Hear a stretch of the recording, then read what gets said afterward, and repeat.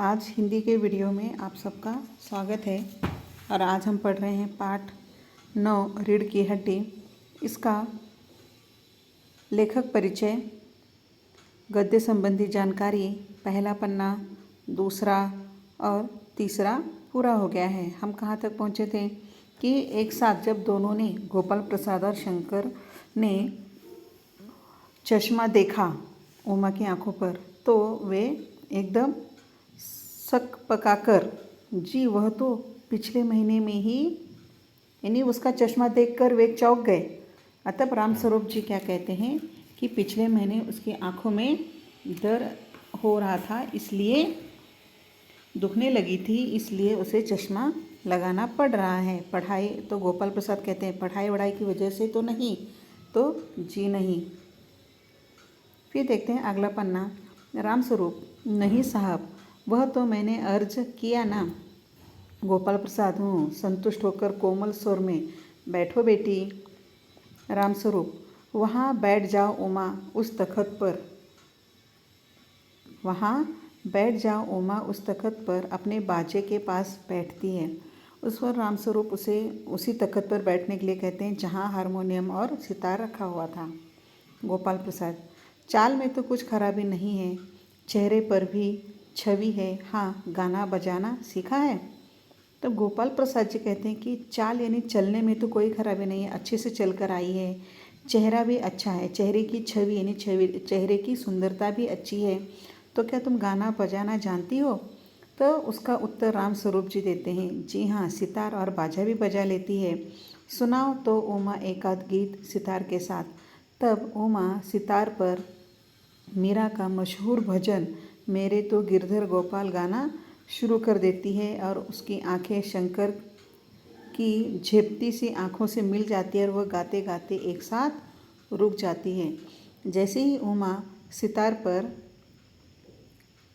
मीरा का भजन गाने लगती है, गाते गाते अचानक उसकी आंखें शंकर की आंखों से मिल जाती हैं और उस समय वह अचानक गाना गाते गाते रुक जाती है। रामस्वरूप, क्यों, क्या हुआ? गाने को पूरा करो उमा। तो गोपाल प्रसाद, नहीं नहीं साहब, काफ़ी है, लड़की अच्छा गा लेती है। तो गोपाल प्रसाद जी क्या कहते हैं, लड़की बहुत अच्छा गाती है। फिर उमा सितार रखकर अंदर जाने को बढ़ती है। गोपाल प्रसाद, अभी ठहरो बेटी। तब शंकर के पिता गोपाल प्रसाद कहते हैं, अभी ठहरो, रुको। रामस्वरूप, थोड़ा और बैठो उमा। उमा बैठती है। गोपाल प्रसाद फिर एक प्रश्न पूछते हैं, उमा, तुम पेंटिंग वेंटिंग भी सीखी है?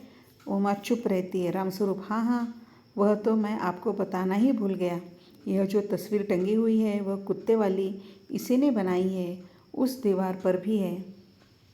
तब गोपाल प्रसाद, हूँ, यह तो बहुत अच्छा है। सिलाई वगैरह?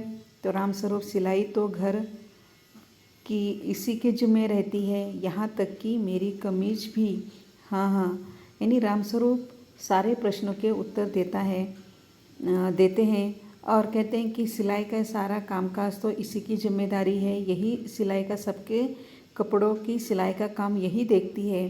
गोपाल प्रसाद, ठीक है, लेकिन हाँ बेटी, तुमने कुछ इनाम भी जीते हैं? फिर गोपाल प्रसाद अगला प्रश्न पूछते हैं कि बेटी, क्या तुमने इनाम भी जीते थे? तब उमा चुप। रामस्वरूप इशारे के लिए खांसते हैं, लेकिन उमा चुप रहती है। नहीं, रामस्वरूप थोड़ा सा खांस कर अपनी बेटी को ये कहना चाहते थे कि अब तुम बताओ, लेकिन उमा चुप रहती है, उसी तरह गर्दन झुकाए। गोपाल प्रसाद अधीर हो उठते हैं और रामस्वरूप सकपकाते हैं। यानी जैसे ही गोपाल प्रसाद थोड़ा सा बेचैन हो जाते हैं, अधीर हो जाते हैं, तब रामस्वरूप भी थोड़ा सा सकपका जाते। अब क्या होगा? रामस्वरूप, जवाब दो उमा। गोपाल से, हाँ हाँ, जरा शर्माती है, इनाम तो इसने। तो फिर बेटी की तरफ से उमा का जवाब कौन देता है? रामस्वरूप। जवाब में, हाँ उमा, हाँ हाँ, जरा शर्माती है, इनाम तो इसने। तब गोपाल प्रसाद जी कहते हैं कि जरा रूखी आवाज़ में, यानी थोड़ा सा रूखी आवाज़ में, यानी नाराज़गी भरी आवाज़ में कहते हैं, जरा इसे तो मुंह खोलना चाहिए। रामस्वरूप, उमा, देखो आप क्या कह रहे हैं, जवाब दो ना। तब राम स्वरूप अपनी बेटी उमा से कहते हैं, देखो आप क्या कह रहे हैं, जवाब दो ना। तब उमा हल्की लेकिन मजबूत आवाज़ में क्या कहती है, क्या जवाब दूँ बाबूजी। जब कुर्सी मेज बिकती है तब दुकानदार किसी कुर्सी मेज से कुछ नहीं पूछता, सिर्फ खरीदार को दिखला देता है, पसंद आई तो अच्छा, वरना यानी मैं क्या बोलूँ। आप लोगों ने जिस तरह बाज़ार में कुर्सी टेबल बिकते हैं तो ग्राहक को कुर्सी टेबल दिखा दिया जाता है, ग्राहक उसे पसंद करता है, पसंद आई तो खरीद लेता है, नहीं आई तो छोड़ देता है। तो आप लोगों ने ऐसे ही मेरा काम किया है, पसंद आ गई तो अच्छा, वरना। और इस तरह राम स्वरूप चौंक कर खड़े हो जाते हैं, उमा उमा उमा अब मुझे कह लेने दीजिए बाबूजी। तब उमा कहती है, राम स्वरूप चौंक जाते हैं, आश्चर्यचकित हो जाते कि उमा इतना कैसे बोलने लगी, उसे चुप रहने के लिए कहा था। फिर उमा, अब मुझे कह लेने दीजिए बाबूजी, मुझे जो बोलना है। गोपाल प्रसाद गुस्से में आकर कहते हैं, बाबू राम स्वरूप आपने मेरी इज्जत उतारने के लिए मुझे यहाँ बुलाया था। तब उमा तेज आवाज़ में कहती है, यानी क्या कहती है कि जी हाँ, हमारी बेइज्जती नहीं होती जो आप इतनी देर से नापतोल कर रहे हैं। यानी आपको लगता है आपकी बेइज्जती, लेकिन आप इतनी देर से हमारी बेइज्जती किए जा रहे हैं, किस तरह नाप तोल करके। शंकर, बाबूजी चलिए। तो बेटा कहता है चलिए।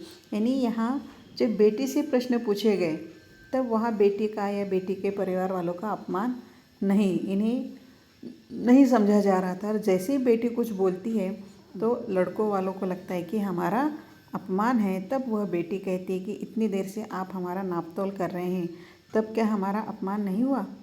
शंकर, बाबूजी चलिए यहाँ से। गोपाल प्रसाद, क्या तुम कॉलेज में पढ़ी हो। रामस्वरूप, चुप।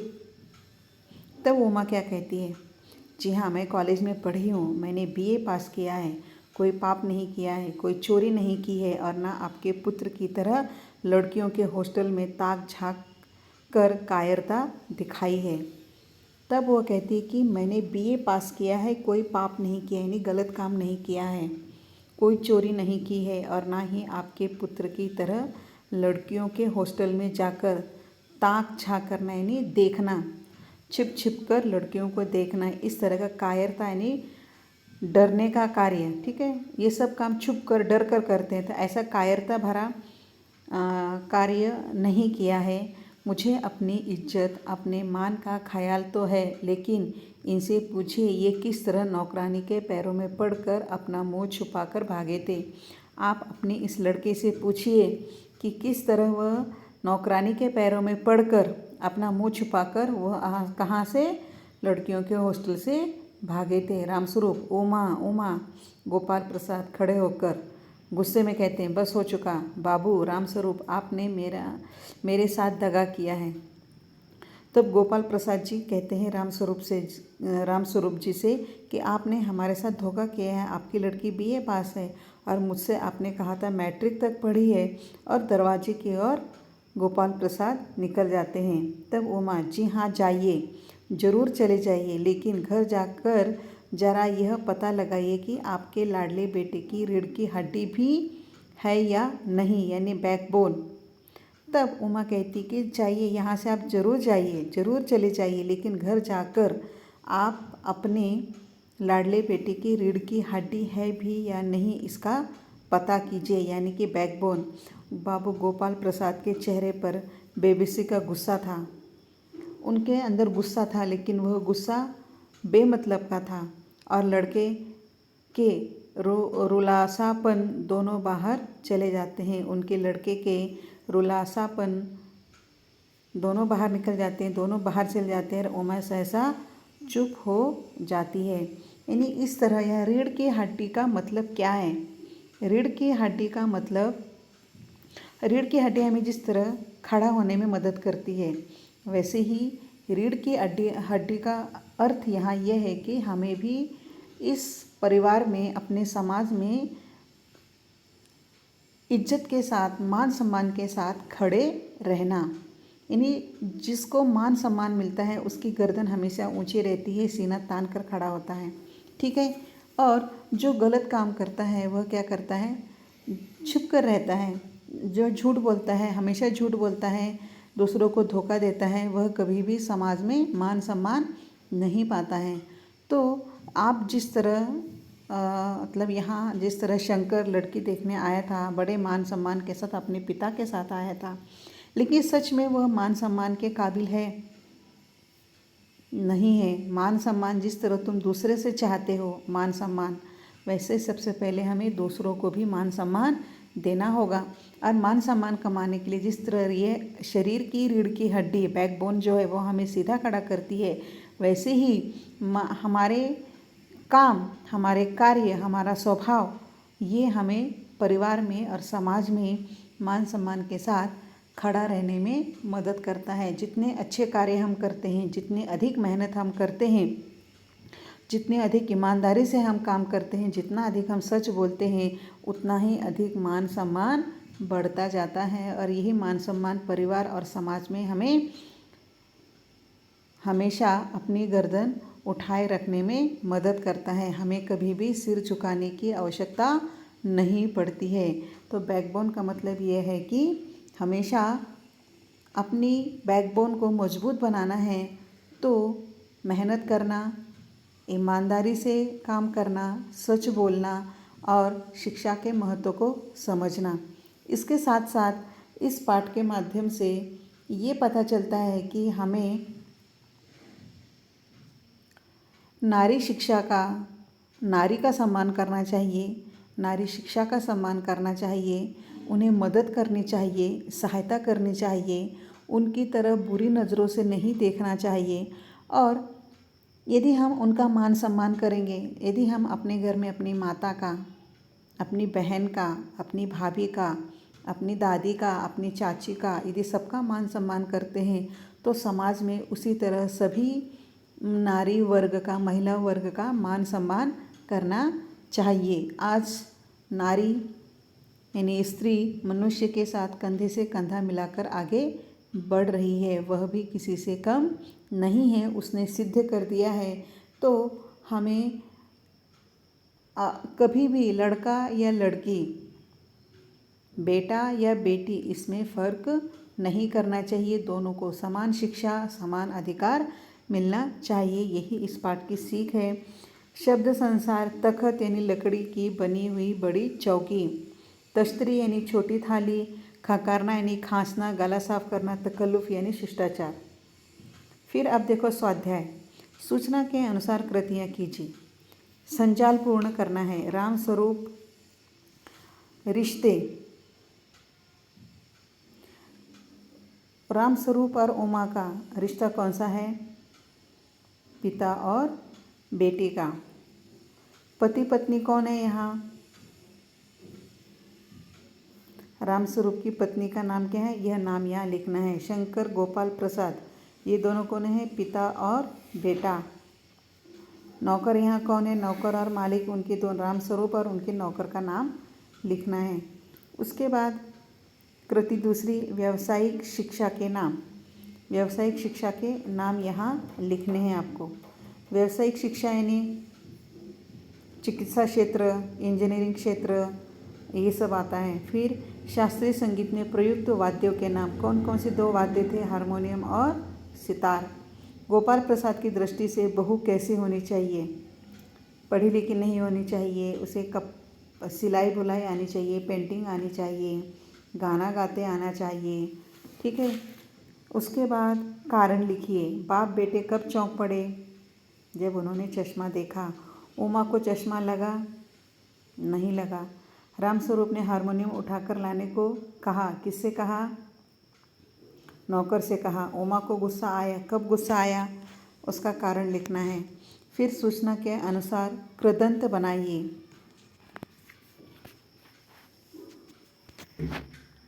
कृदंत में यह है क्रिया। अब क्रिया में आपको क्या करना है? प्रत्यय लगाना है। मूल क्रिया क्या है? पढ़। ठीक है, पढ़ना। तो अब ये जो क्रिया है, इस क्रिया में हमें क्या लगना है? प्रत्यय लगाना है। तो जब क्रिया में हम जब प्रत्यय लगाते हैं तब कृदंत बनता है। जैसे पढ़ का, पढ़ना का, इसमें यदि हम ता लगाते हैं तो पढ़ता, ते लगाते हैं तो पढ़ते। इस तरह क्या बनेगा, कृदंत बनेगा। सीना यानी सिलना, सिलाई। ठीक है। समझना, समझाते, समझा कर। चाहना, चाहते। त प्रत्यय लगाना है। शब्द युग्म पूर्ण कीजिए। पढ़े लिखे, पेंटिंग वेंटिंग, सभा,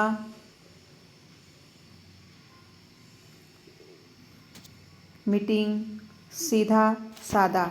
ठीक है। इस तरह इस स्वाध्याय को पूरा करना है। सुनी, पढ़ी अंधविश्वास की किसी घटना में निहित आधारहीनता और वैज्ञानिक का विश्लेषण करके लिखिए। ये नहीं। अब देखो व्याकरण। निम्नलिखित वाक्य में आए हुए अव्ययों को रेखांकित कीजिए और उनके भेद दिए गए स्थान पर लिखिए। गाय को घर के सामने खूंटे से बांध दिया। गाय को घर के सामने खूंटे से बांध दिया। अब यहाँ अव्यय क्या है, सामने। अब ये कौन से प्रकार का अव्यय है, संबंध सूचक अव्यय। तो इस तरह आपको क्या करना है, संबंध बोधक अव्यय, अव्यय के नाम यहाँ लिखना है। और वह उठा और चला गया, कौन से प्रकार का है, समुच्चय बोधक अव्यय। तो इसी तरह आपको ये कंप्लीट करना है। फिर प्रयुक्त पाठ में अव्यय छांटिए और उनसे वाक्य बनाकर लिखिए। क्रिया विशेषण अव्यय के उदाहरण लेना है और यहाँ लिखकर उसके वाक्य बनाना है। संबंध सूचक अव्यय, इसके शब्द और उसके वाक्य बनाना है। समुच्चय बोधक अव्यय, विस्मयादि बोधक अव्यय, ये आपको कंप्लीट करना है। उसके बाद नीचे आकृति में दिए हुए अव्यय के भेद पहचान कर उनका अर्थपूर्ण स्वतंत्र वाक्यों में प्रयोग कीजिए। अब देखो यहाँ अव्यय दिए हुए हैं, काश, बाद, बल्कि, यदि, तो, वह, के अलावा, के लिए, क्योंकि, हाय, प्राय, और, के पास, इसलिए, की तरफ, कारण, अच्छा, नहीं तो। यहाँ अव्यय दिए हुए हैं। इन्हीं अव्यय में से आपको क्या करना है, इन्हीं अव्ययों का अर्थपूर्ण वाक्यों में प्रयोग करना है। इस तरह ये व्याकरण का अव्यय का पूरा लिखना है। उपयोजित लेखन में अपने परिसर में विद्यार्थियों के लिए योग साधना शिविर का आयोजन करने हेतु आयोजक के नाते एक विज्ञापन तैयार कीजिए। इसका आपको क्या करना है, विज्ञापन, योग साधना शिविर का विज्ञापन बनाना है। इस तरह इस पाठ का स्वाध्याय आपको पूरा करना है। तो आज का यह पाठ समाप्त हुआ। तो यह वीडियो भी मैं यहाँ समाप्त करती हूँ। धन्यवाद। दिया गया स्वाध्याय पूरा करके उसके फ़ोटो मुझे तुरंत भेजने हैं।